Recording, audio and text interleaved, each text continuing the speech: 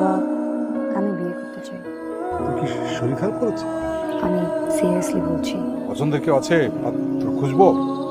নতুন করে কাউকে দেখা লাগবে না, তুমি শুধু ওর সাথে কথা বলো।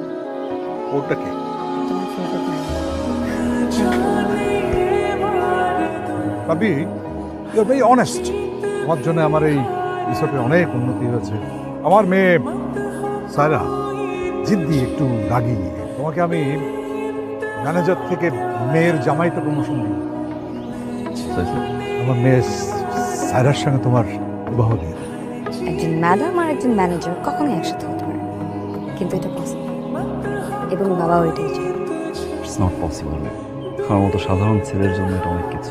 স্যার আমাকে পছন্দ করে, স্যার এরকম একটা ডিসিশন নিতেই পারে। আমি স্যারের মুখের উপরে না বলতে পারিনি, আমার না বলার সাহসটুকু ছিল না। আপনি যদি একটু কাইন্ডলি স্যারকে বলতেন যে আমাকে আপনার পছন্দ না, তখন অনেক ভালো হতো। Okay.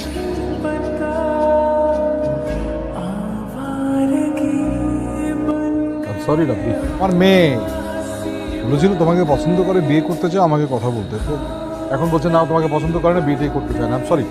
Sir just 2 minutes.